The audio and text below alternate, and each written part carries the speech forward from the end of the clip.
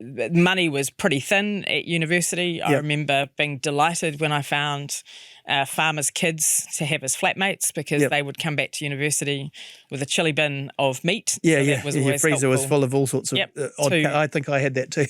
Yeah, you sort of targeted your flatmates Yeah, well, yeah. I think, if they were farmers' kids. Money, money, I just can't get enough. For today's podcast, I'm joined by Westpac New Zealand Chief Executive Catherine McGrath. Kia ora, Catherine. Welcome to Money Talks. Kia ora, thank you for having me.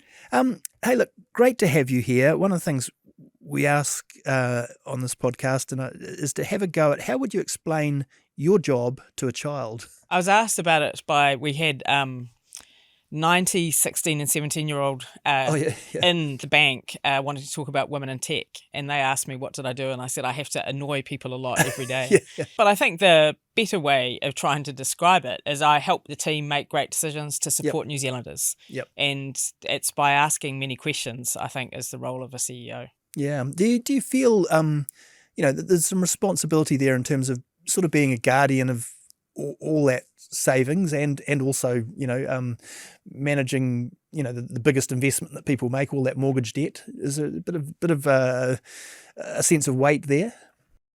It's a responsibility that I think it is at its best. It's a kaitiakitanga approach, but it can sit quite heavily because it's not just about lending and looking after money, making sure that payments go through every time that we want them to. Yeah, And then yeah. if you're paying your mortgage or you're paying your rent or you're paying your bills, that goes through.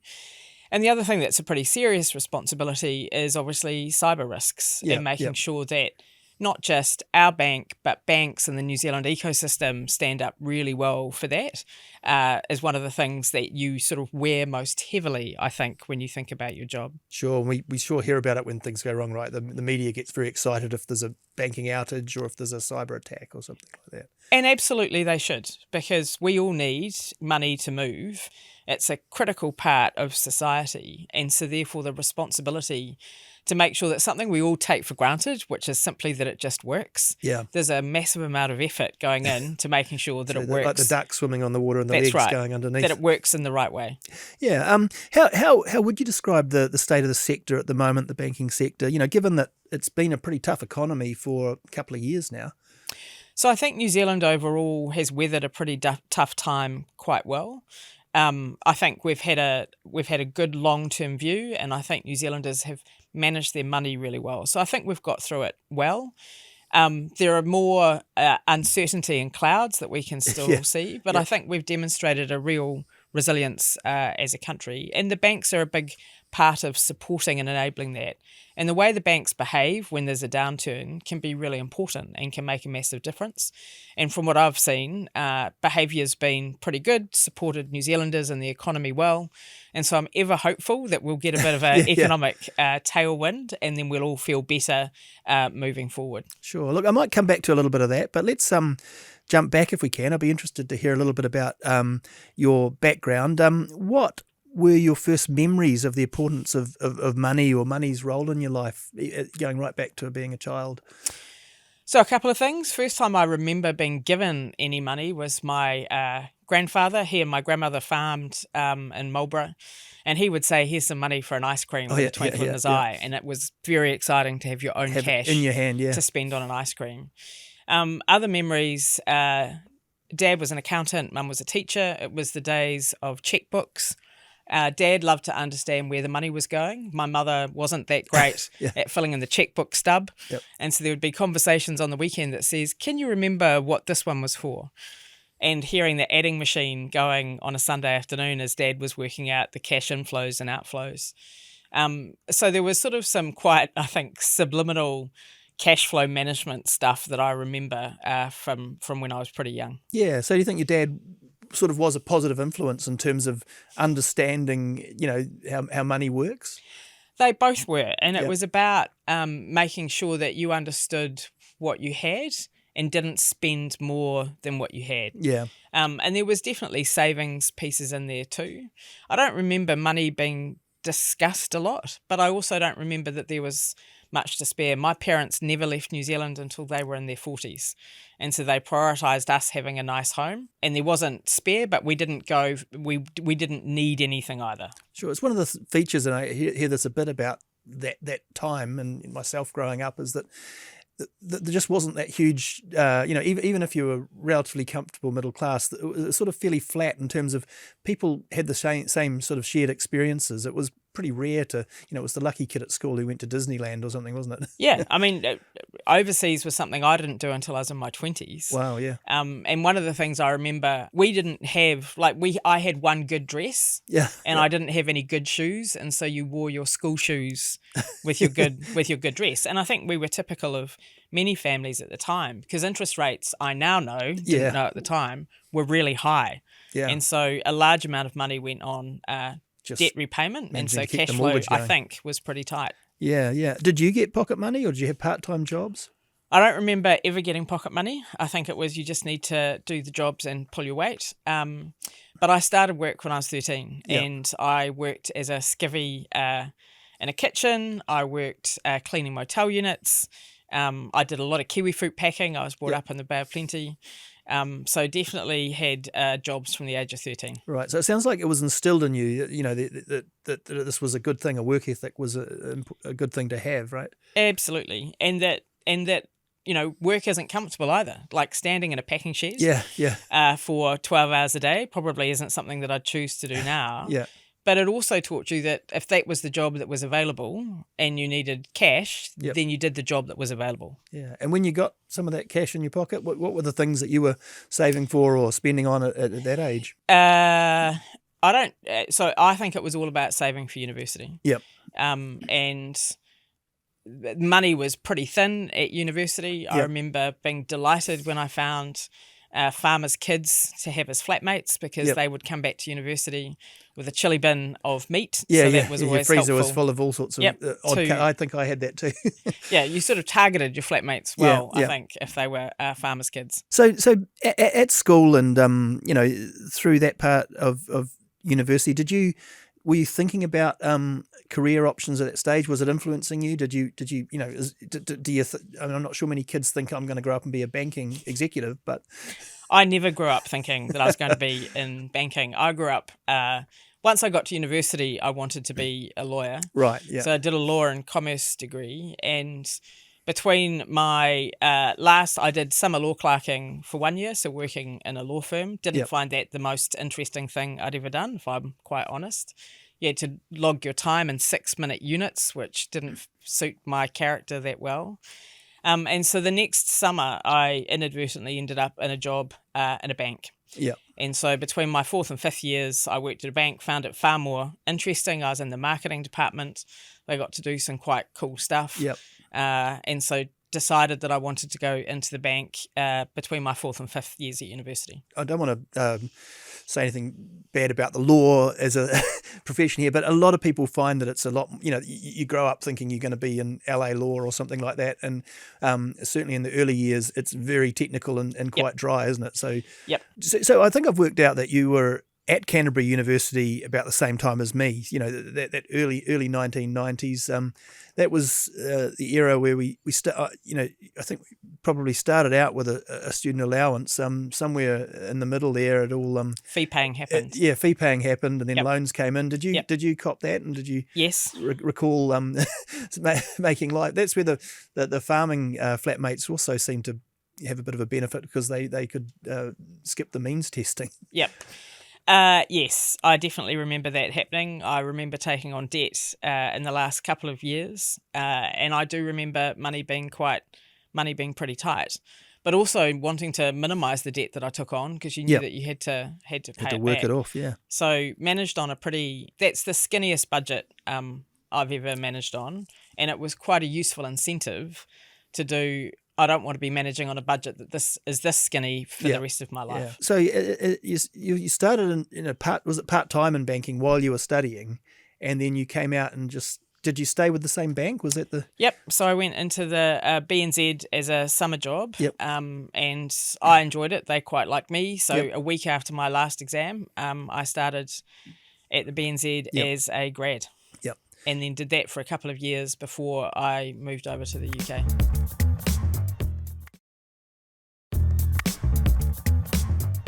Looking at your CV, really things seem to take off in the UK, and obviously the fact that you've come back here as a chief executive. Can you tell us a little bit about where the sort of big break was in the UK? Because obviously you moved up through the executive ranks to some extent, and which banks you were working for. So the first one was sort of Clydesdale Bank and Yorkshire Bank, so in Yep. Glasgow and Leeds, and they were owned by National Australia Bank Group, who owned the BNZ. So there was Yes, a so the connection there connection. to Yep. New Zealand. And the thing I think we take for granted in New Zealand is because we start in smaller companies, the grounding that we get when we start work is Yeah, really yep, great. yep. It's broader than they get in places like the UK. I think New Zealanders tend to be a little bit more straight talking and direct. And so that experience of working in New Zealand stood me in really good stead when Yep. I got to Glasgow and then Leeds. And so I think that really helped. There were... and then I just moved around a bit, and you got opportunities Yeah, and you grabbed them. I mean, it's a familiar story because, as you say, a lot of Kiwis, when they get the foot in the door in the UK, We do quite well. Yeah. I'm trying to remember his name, but the head of the Royal Bank of Scotland was a Kiwi for a while. Ross. Yeah. And actually, speaking of that, because you were in London through the GFC, and that was a huge sort of period of turmoil for banking generally, but down in Australasia, they were mainly okay. Collapses in America and some collapses in the UK. What are your memories of that hitting, and where were you when that sort of went down? So I was working at Lloyd's. Yep. Lloyd's didn't collapse, but bought Halifax. Yep. That did. And there are two things I remember most materially. One was people queuing outside bank branches to get their money out. Yeah, And I think that is a sign that you will never forget. Yeah, it's a real panicked feeling, isn't Yep. it? And as a CEO, it completely reinforces that confidence in your bank and in the banking sector is absolutely fundamental.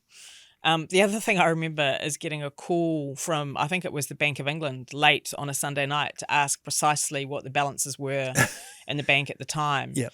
And that really reinforced the fragility Yep. of the system and a sense of being right in the thick of it at the time. So it was a pretty seminal experience to be there during that period of time. So literally ringing you to say, "Are you going to be all right on Monday morning?" When Well, they had the group CFO in there with them, because I was saying, I don't know if I should be giving you this information, and then he handed the phone, and Tim said, "It's Tim here, Catherine." Give him the numbers, and it's like, okay, Tim.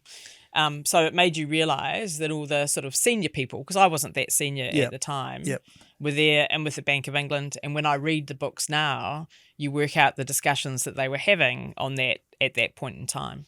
Yeah, I mean it's always a balancing act. The fact that we all saw with the GFC just how important that you've got to have banks that are stable and not going under. But then obviously it's always a bit polarizing in the wider community, and I kind of want to head off the Facebook comments a bit here. Yep. But there's no question that some people will say, look, banks make too much money. The profits are nominally the profits look very big, right? But what's your response when people sort of look at, say, the latest half year or whatever, and they see Yep. the billions and So I think the profits are big, Mhm. but being big doesn't necessarily make them the wrong size. And the reason that the profits are big is because of the size of the balance sheets that the banks have, and the way that they can support the economy to grow. And so when we look at it versus similarly sized overseas markets, the best way to try and measure are New Zealand banks making too much money is to look at something called return on tangible equity. And if I look at markets like Ireland and the Netherlands, which are similar sizes, our return on tangible equity is about the same. So I think on a global scale for banks in similar countries of similar sizes, we're about right.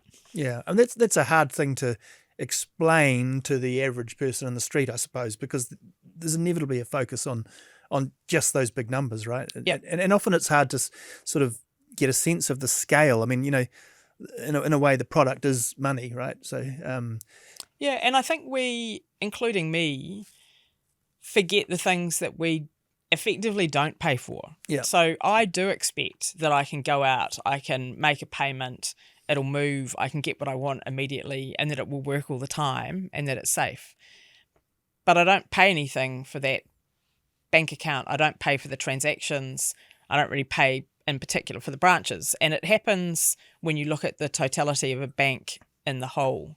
So I think it's very understandable that people would say you make big profits. And I think that's particularly acute in New Zealand because the banks are very big companies in New Zealand relative to the scale of other New Zealand companies. But the best way I can make a comparison is to say, look at similar markets of similar sizes and on benchmarks, are we making too much in comparison to that? And the answer is no. Because the other thing we need outside investments to come into New Zealand to support the borrowing that we want to do. yeah. And yeah. so for banks to be able to access those offshore markets in the US and in the UK and Europe, the investors need to see that they're going to get a return that's comparable to other places that they could send their money, which is why ours being comparable is actually really important. Sure. One of the things that commentators, maybe like me, bang on about a bit is the need for New Zealand to be less focused on housing market investment and more focused on productive investment, business lending. I mean, do you think?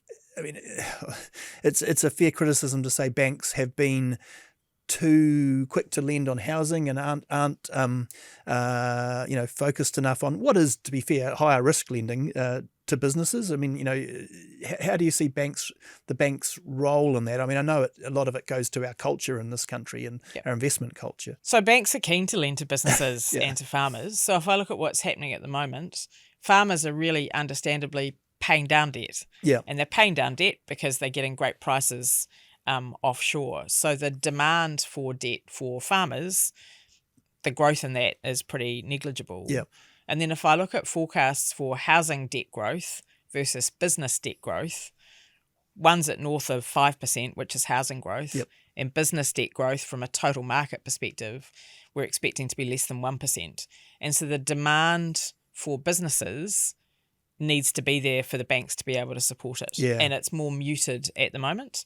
Like everybody, I really hope stronger economy, good tailwinds, that it will grow. Yeah. So unfortunately, the confidence isn't there in the businesses at the moment to take that risk themselves, right? And some things are starting to change. As the infrastructure development starts to happen, I think that will start to do more interesting things. As the economy moves more positively, we might get more inbound migration with people wanting to start up their own businesses here. And so I think we will see more growth, and we certainly have a real appetite to support that. Sure. Hey, coming back to how you ended up as CEO at Westpac, so were you still in the UK when that job offer emerged, and what were you doing then, and how did the transition go, coming back to the spotlight in New Zealand, I guess? So I did 7 years working for Barclays in the UK, and my second stint back in the UK. So that meant I was in the UK for the first year of COVID. Yeah. That was really interesting. I had the responsibility for a team of 16,000. The requirement in the UK was that bank branches all stayed open. Head offices closed, so I went and worked in Clapham Junction branch for the year. And that was really useful because I could see the customers who were coming in, and I got really great insights from the team about how they felt too. So that was a very shaping period of time about how you lead people to go out and be at work when every bit of messaging you're getting is stay at home to save lives. So that was a pretty interesting period of time. At the same time, it became really hard to come back to New Zealand. Yeah. Well, you couldn't get in the country. I was very privileged. I managed, through luck mainly, to get 3 stints in managed isolation. Yep. But it caused me to think, if you have to choose, which you had to at that point, where do you want to be? My choice was I wanted to be back home. Yeah. So left Barclays and was back here working out where was I going to be next, and a job offer or a job opportunity came up, which was the Westpac one. So all my interviews were remote because we were still in lockdown here. I actually started in Wellington or Auckland because Auckland was in lockdown.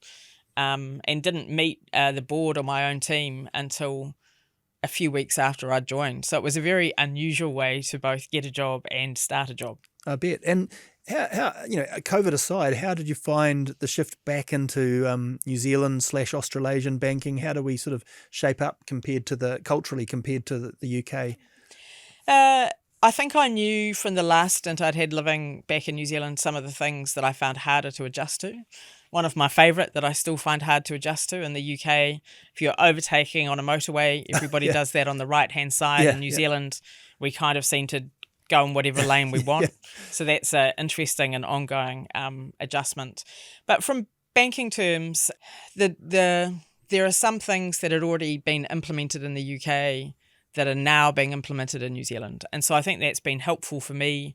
Open banking, I led the implementation of it for Barclays.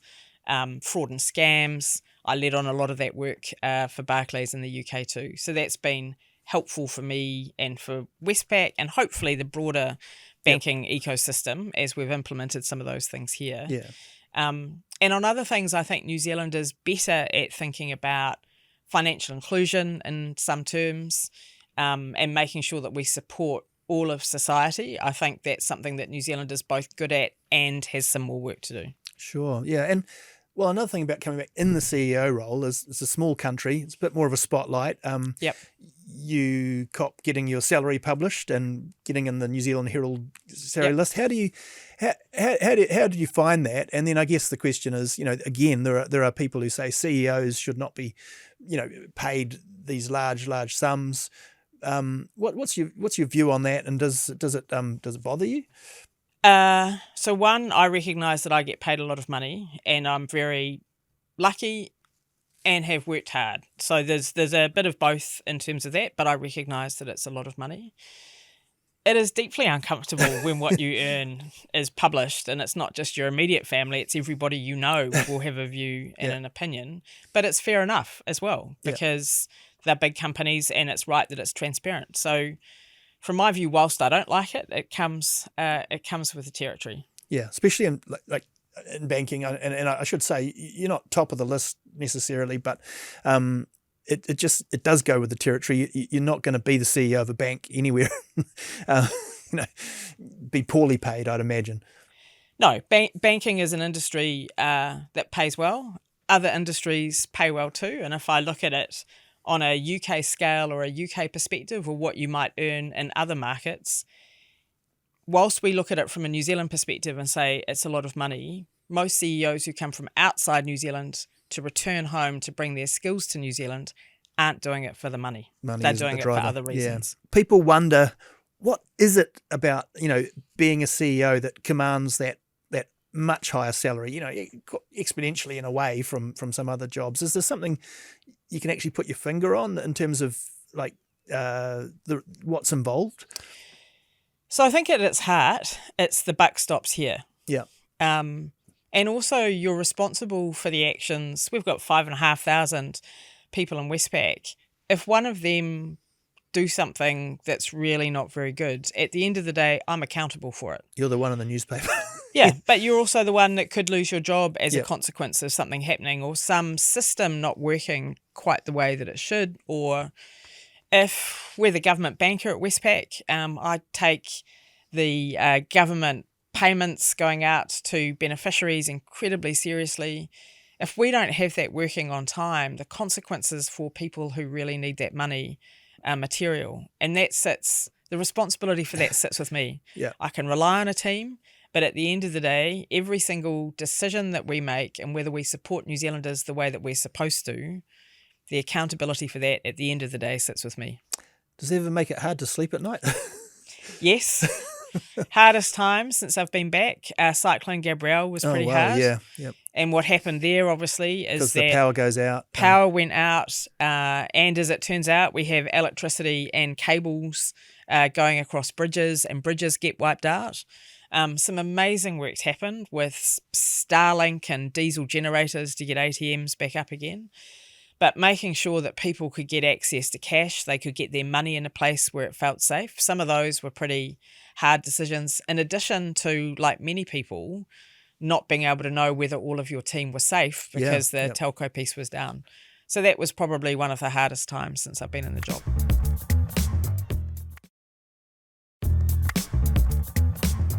I'll get onto some quick fire questions because there's a few things that are relevant there. But I think you might have touched on this with the student years. But what's the poorest you've ever been? It was definitely when I was at university, and I was thinking about it. I've been lucky in that I've never had to worry about where the next meal was coming from. But I've definitely had quite a high level of stress about where bill payment was coming from, either at university or I unexpectedly lost a job in the UK. I didn't have savings tucked away, which would have been a sensible thing to have done. And so thankfully I could borrow some money off my brother and his wife to manage the cash flows for a few months until I got another job. And I remember how hard that was, having to ask somebody else to help. And so I've always been thoughtful about having some savings tucked away for unexpected moments ever since. Sure, yeah, because there's a difference between having the kind of wealth that makes you independent and having a good salary, having good cash flow, as unfortunately we're probably seeing at the moment. And you're probably seeing with some of the people, we're reading about people in quite high paying jobs potentially losing their job, not having somewhere to go, and then all of a sudden, you may have a mortgage on a $2 million house. It can be a tough environment, and right? it's tough and really, really stressful, and I completely understand that. So working with customers as much as you can to say, how can we give you some breathing space to help you get back on your feet, is a really important part of a job that a bank does when that sort of thing happens. Yeah. When you did start to get a bit of money coming in and had a decent salary, what was the most indulgent purchase you'd say you'd ever made? The first thing I bought was a car that I got to choose by myself. Yeah. And reflecting its time, it was a Mazda Estina, which meant it had pop-up lights. Right, highly entertaining when I look back at it, but I was Is that very a bit like a proud of it Mazda in the RX-7 or something? I don't know. Sporty? It was quite sporty. Yeah.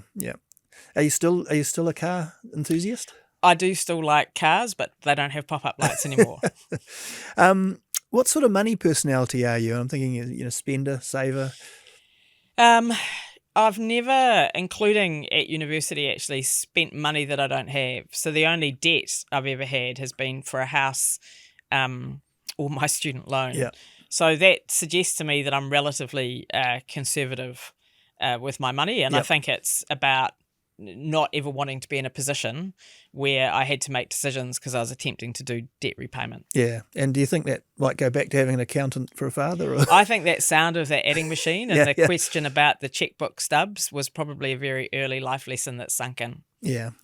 Are you still someone who buys lotto tickets or imagines winning lotto? I've never really been a big purchaser of lotto tickets. Mum and Dad used to buy them, but the favourite piece of family entertainment was the scratchies. Yeah. They'd be sitting, next to the table on special occasions, so sometimes we still do the scratchies. Just for old time's sake. Yep. Yeah. Yep. Probably that wouldn't be your best financial advice, but what is the best piece of financial advice that you can recall that you've received over the years? So I think it was all about live within your means. And I think that's been a long-standing view of mine. And so, and again, that would have been from Mum and Dad. And it was about understanding what have you got coming in, what has to go out, and make sure you don't live beyond it. Yeah. And so that's not necessarily, if you're trying to get money out of the door as a banker, you might say, come on, borrow a bit more. But I think borrowing for things that can be transformative, like a home, or setting up a business. Something that's going to create some wealth. Yeah. I think borrowing for short-term things that you might regret. And I look at some customers and they've ended up sort of inadvertently not really understanding things like buy now, pay later. And they've got bits of debt that then they struggle to keep on top of. And it's like, if you'd understood what you could afford, that probably would have helped, but it's hard and it's complicated. So it's a reflection that says trying to understand what's going to come in the door and what has to go out of the door, and trying to manage that inflow outflow is the best advice I can give. Yeah, sure. Is making money important to you or a big career driver, or has that really just been more of a byproduct of success? It's been more of a byproduct. as I said, the choice to come back to New Zealand, that was about family and actually wanting to be back in Aotearoa. And the women tend to not be that good at asking about money. So it's been a byproduct of saying, actually, I reckon I could do that job. Yep. And actually having the curiosity and ambition, I guess, to say, could I make a real impact in doing that job? Could I make a positive impact in doing it? And that's what more drives me, making a positive impact in the jobs that I'm in. Yeah, and if you were sort of offering advice to people looking at, and women making that, breaking through the glass ceiling and all that sort of stuff, what would be your advice for just sort of motivation to keep going and working your way? Is it sort of step by step, taking each job as you go as a challenge, or did you have longer term goals when you? I never had any longer term goals. And if people ask, what do I look back on and say I'd tell my younger self, it's generally boss your career more than I did. Yeah. I was quite opportunistic rather than directed as part of it. And so I think being clear about, I think it's really hard to say, what am I going to do in 10 years' time? But I think it's easier to say, I'd love to do that job in a couple of years. So what are the skills I need to get between where I am now to get to that job? And so looking sort of 2 jobs ahead, I think is always a great way of doing it, because then you can say, what are the experiences or skills I need to get to that next step? And look around where the opportunities are in your organisation or somewhere. Yeah. Look, that's great. Just so one final question, really, and it goes to talking about, I guess, financial inequality, social inequality, some of the really tough poverty stuff we see in New Zealand and probably the UK as well. But if we could make you Prime Minister for a day, what would be the thing you would focus on for that day to really try and address some of those issues? So I think at the heart of it, it's about education and financial literacy, and they sort of can come hand in hand. They've done long-term studies in the UK to try and work out why people are good with money or not, and it's nothing to do with what you earn. It's nothing to do with whether you've got a university degree or not. It all comes back to what were you taught at a young age, and really it comes back to your parents. So investing in financial capability early, and then making sure that our kids get really well educated, I think those are the things that unlock doors and help move families intergenerationally out of poverty. I guess by the time they are seeing the bank because the debt's out of control, it's often too late. Would you like to see more, I guess, in schools and at an early level? Absolutely. And I think there's a good job that's done here, but there are still people that fall through the cracks, and some more people being confident with money. We do some great stuff with Manage Your Money workshops. Other banks do great things at schools, but having a good system of financial education, particularly through schools, I think is really important. So everybody starts at the same place, rather than what happens in most societies, which is it depends on what your parents teach you. Yeah, absolutely. Hey, look, Catherine, that is great. Thanks for being on Money Talks. Thank you very much for having me. Cheers. Thank you for listening to this episode of Money Talks. If you want to get in touch, drop me a line at liam.dan@nzme.co.nz, and you can read more from me at nzherald.co.nz. Follow Money Talks on iHeartRadio or wherever you get your podcasts, with new episodes available every Thursday. And if you are new to the podcast, you can check out our back catalogue with over 60 guests from across our seasons.